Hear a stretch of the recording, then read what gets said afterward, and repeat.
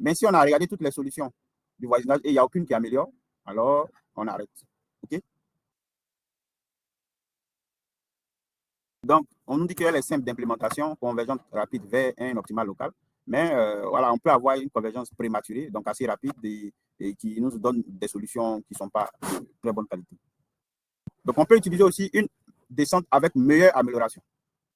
Donc là, on va explorer l'intégralité du voisinage à chaque itération et sélectionner la solution voisine offrant la meilleure amélioration de la fonction objectif. Donc en gros, c'est un peu sur elle, au sens, au premier degré qu'on a mis notre algorithme génétique. Okay?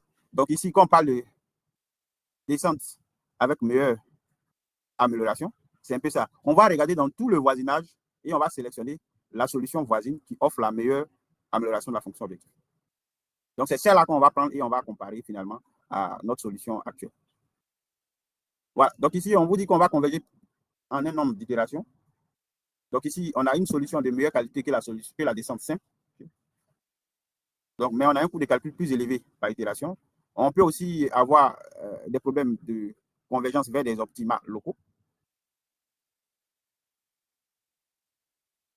Voilà. Donc, descente avec meilleure amélioration, voilà à quoi ça descend. Donc, vous voyez, on dit S meilleur reçoit S. Okay? Donc, pour chaque S' appartenant au voisinage, on essaie de voir, okay, est-ce qu'on a finalement S meilleur qui est de meilleure qualité. Okay? Donc, si la solution du voisinage donne une petite valeur pour la fonction objective que celui qui est considéré comme étant le meilleur, alors S meilleur, c'est S'. Okay? Alors, donc, je rappelle que toutes ces comparaisons de F, ainsi de suite, avec FS' avec FS meilleur, ou bien tous ces signes d'infériorité-là, suppose que le problème qu'on veut résoudre, c'est un problème de mesure de minimisation. Voilà, il ne faut pas oublier ça, hein, les amis. Il ne faut pas oublier ça. Ceux qui font des boileaux sauvagement, là, n'oubliez pas ça. D'accord, monsieur. Alors, donc, on peut aussi faire une stratégie qu'on appelle la stratégie de la descente avec première amélioration. Donc, ici, on va explorer le voisinage jusqu'à trouver une première solution améliorante qui est immédiatement adoptée comme notre nouvelle solution.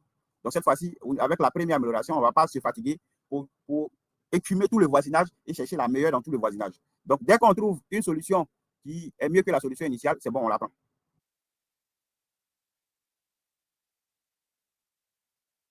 Voilà. Donc, il y a aussi ce qu'on appelle la descente à voisinage variable. Donc, ici, on va avoir plusieurs types de voisinage, OK? Et on va essayer de voir est-ce qu'en utilisant un type de voisinage donné, on a une meilleure solution que notre solution courante. Si ce n'est pas le cas, on change de type de voisinage. Okay? On passe à un autre type de voisinage. Voilà. Donc, au niveau de la gestion des optimums locaux, donc un optimum local, c'est quoi? C'est une solution qui est meilleure que toutes les solutions de son voisinage. C'est ce qu'on appelle un optimal local. Donc, c'est meilleur que toutes les solutions de son voisinage. Mais une telle solution n'est pas forcément la solution optimum au terme global du thème. Okay? Donc, n'oublions pas qu'au sens global du thème, l'optimum, c'est quoi? C'est la meilleure solution de tout S. S qui est l'ensemble des solutions admissibles ou réalisables. Okay? Alors qu'un optimal local, c'est, si on prend un S donné, c'est la meilleure solution dans le voisinage de S. OK? Donc, les méthodes de descente simple sont particulièrement susceptibles de rester piégées dans ces optimums locaux. Okay? Donc, on vous dit que tout ce qui est descente simple risque, n'est-ce pas, d'être piégé dans un optimum local. Okay? Donc, comment on fait pour éviter cela? On va avoir plusieurs stratégies, telles que la stratégie du redémarrage multiple. Donc ici, on va exécuter l'algorithme de recherche locale plusieurs fois avec différentes solutions initiales. Et puis, on va voir, n'est-ce pas, quelle est la meilleure. Donc, c'est la meilleure là, par exemple, S-best, c'est elle qu'on va garder. On peut utiliser aussi une stratégie dite de perturbation. Donc, on va perturber la solution courante lorsqu'un optimum local est atteint, ce qui va nous permettre, en gros, d'explorer d'autres régions de tout l'espace de recherche. Voilà, donc ici, on pourrait utiliser ici le problème du sac à dos, on pourrait utiliser cette approche de recherche locale. Voilà. Donc là, un petit rappel, on dit le problème du sac à dos qu'on a vu au TP consiste à sélectionner un sous-ensemble d'objets, chacun avec un poids et une valeur, de manière à maximiser la valeur totale sans dépasser une capacité de poids. Donc ici, l'ensemble S, c'est quoi? L'ensemble S, l'ensemble des solutions admissibles, c'est l'ensemble, n'est-ce pas? Si on a 4 objets, par exemple, c'est l'ensemble des 4 uplets des 4 uplets de valeur 0, 1, n'est-ce pas? Qui permettent d'avoir une capacité de poids qui ne dépasse pas celle qu'on ne veut pas dépasser. Okay? Donc, qui ne dépasse pas d'ouvrir ici. Donc, toutes les combinaisons ou tous les PUP de 4 éléments pris entre 0 et 1, de telle sorte que sigma de i allant de 1 à 4 de WI ne dépasse pas notre capacité. Par exemple, dans notre exercice de TD, je ne sais pas si c'était 30 combien. Le poids qu'on ne devait pas dépasser là. C'était 30. Voilà. Donc, toute combinaison de valeurs sur nos 4 objets, si on fait 0, 1, 0, 0, 1, et qu'on a le poids du premier objet multiplié par 0, plus le poids du deuxième objet multiplié par 1, plus le poids du troisième objet multiplié par 0, plus le poids du quatrième objet multiplié par 1. Si ça ne dépasse pas 30, alors ça là, c'est une solution admissible. Donc, toutes les solutions de la sorte sont des solutions admissibles. Donc, c'est elles qui forment grand S, notre espace de recherche. OK? Oui, monsieur. Donc, formellement, on vous dit que vous avez un objet, chacun avec une valeur VI et un poids de VI, la capacité de sac à dos, objectif maximisé. Donc, voici notre fonction objectif. Okay. Voilà. Donc, on va maximiser cette somme-là. Donc, représentation des solutions. Une solution peut être représentée par un vecteur binaire. Bon, voilà. Voilà. Donc, on a une solution qui est représentée par x1 jusqu'à xn. Donc, le xi là, c'est 1 ou bien c'est 0. Okay. Donc là, on peut aller sur un voisinage naturel. Donc, c'est un voisinage à un flux.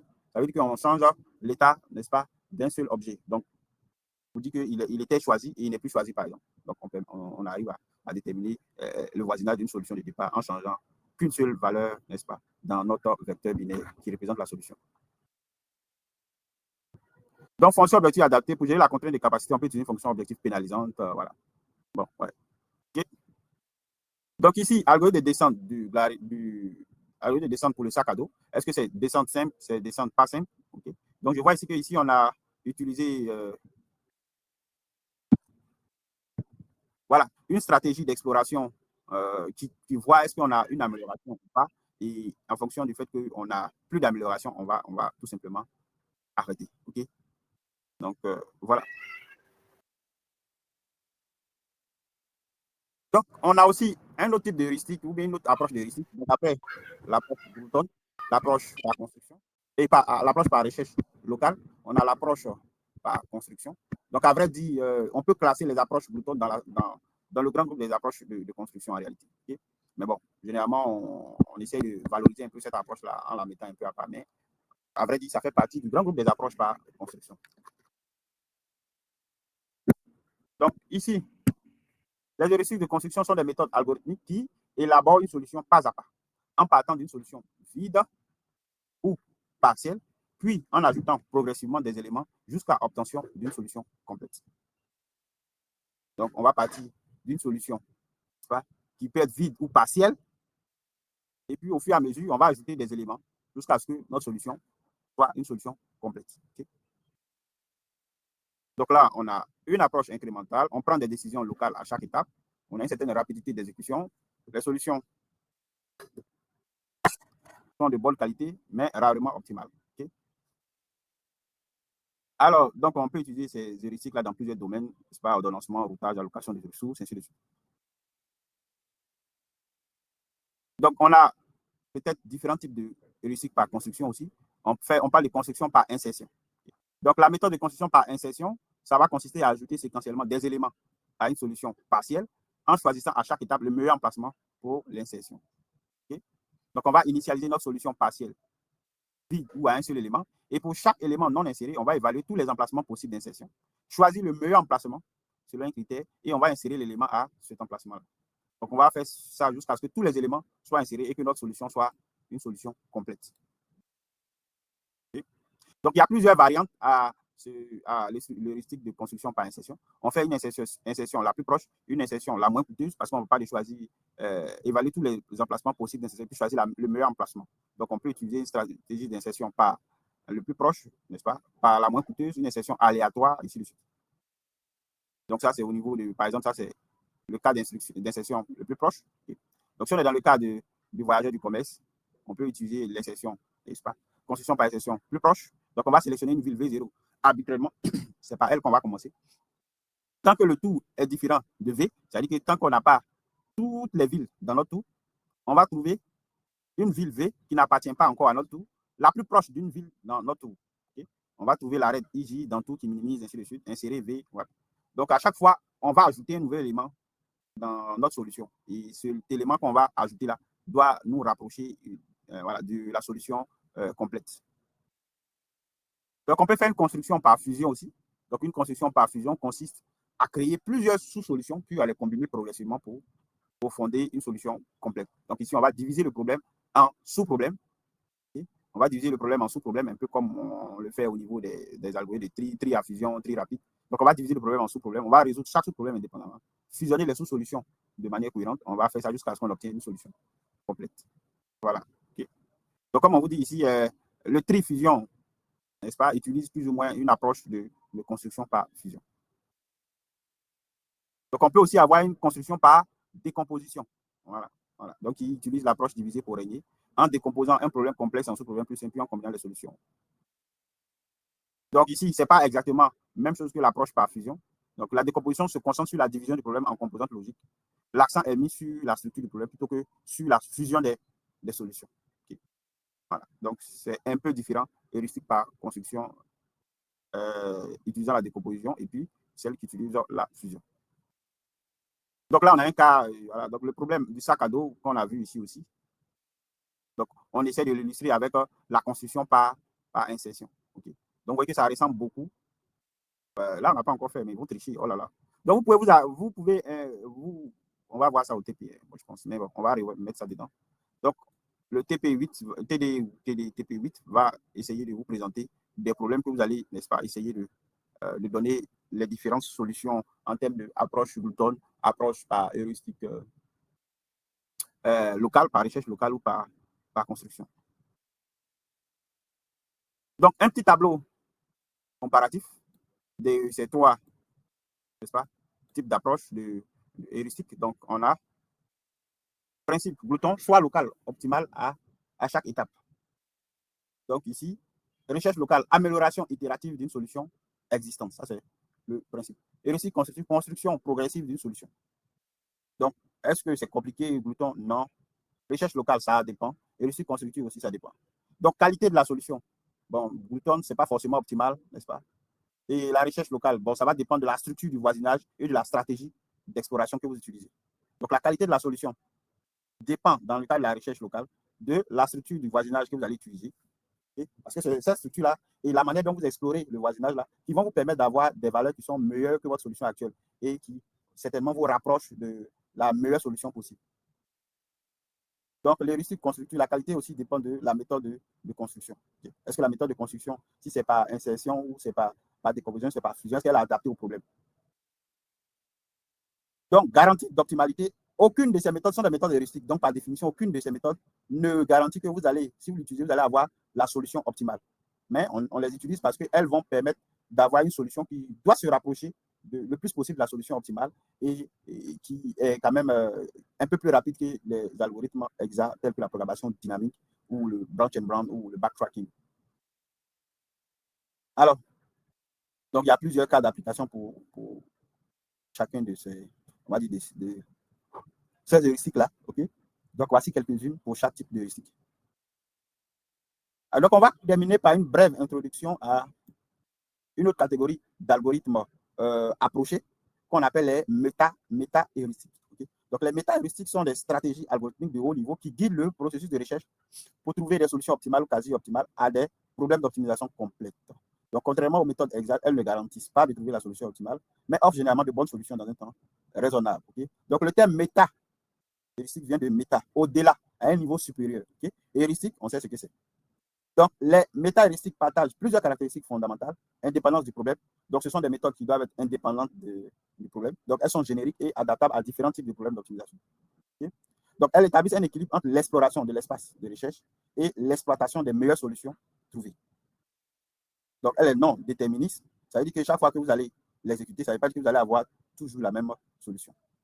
Donc, on n'a pas de garantie que la solution qu'on va avoir, elle est optimale, mais elle est de bonne qualité et elle est obtenue en un temps raisonnable. Et généralement, ce sont des méthodes qui sont inspirées par la nature. Okay? Donc, elles peuvent être inspirées par des phénomènes biologiques, par un comportement d'animal, par des processus physiques, ainsi de suite. Donc, ce sont des heuristiques qui miment un peu une réalité naturelle. Okay? Donc, on va expliquer un peu deux d'entre elles et vous verrez que ces deux-là, effectivement, miment, n'est-ce pas, un processus naturel. Donc, absence de gradient, elle ne nécessite pas de connaissance du gradient de la fonction objective, ce qui les rend adaptés aux problèmes non différentiels. Okay? Donc, mécanisme d'échappement des optimaux locaux, elle intègre des stratégies pour éviter de rester piégé dans des optimales locaux. Donc, généralement, on peut les classer, il y a plusieurs classifications, mais on peut classer les méta-heuristiques, n'est-ce pas, en suivant cette classification. Les méta-heuristiques de recherche locale, donc, elle va explorer l'espace de solution en se déplaçant d'une solution à une autre solution dans son voisinage. Okay? Donc, ça nous rappelle un peu les heuristiques de recherche locale qu'on a présenté tout à l'heure. Donc, on peut citer par exemple la recherche tabou et le reçu simulé. Okay? Donc, on a aussi les méta-heuristiques évolutionnaires. Donc, elles vont manipuler une population de solutions qui évolue au fil des générations. Okay? Donc, ici, je pense qu'on va présenter la recherche tabou, n'est-ce pas? Et on va aussi présenter les algorithmes génétiques dans cette catégorie-là. Donc, je pense qu'on va s'arrêter là. Et puis, la prochaine fois, on va parler de recherche tabou, puis de l'algorithme génétique. Oui. Bonjour, docteur. Je voulais en fait souligner un petit problème. C'est que c'est ma première séance avec vous. J'ai pu m'inscrire à l'université la semaine passée. Donc, j'ai raté quasi tous les TD. C'est vraiment ma première séance. Et donc, je ne sais pas comment ça se passe, mais comment je suis censé m'adapter et tout. Bon, on est arrivé, nous, on est vraiment à la dernière leçon. On est vraiment à la dernière leçon. Beaucoup de courage à toi. Je pense qu'on a même fait un devoir. On va donner un projet à réaliser. Et puis voilà. On a même un devoir encore ce vendredi, certainement. Seigneur. D'accord, donc, bon, c'était juste pour signaler que je suis nouveau. Merci, monsieur. Je vais essayer de m'adapter, de donner mon mieux.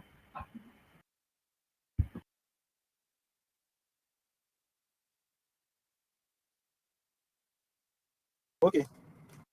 Donc, les CIO, on se voit demain matin à 7h59. OK?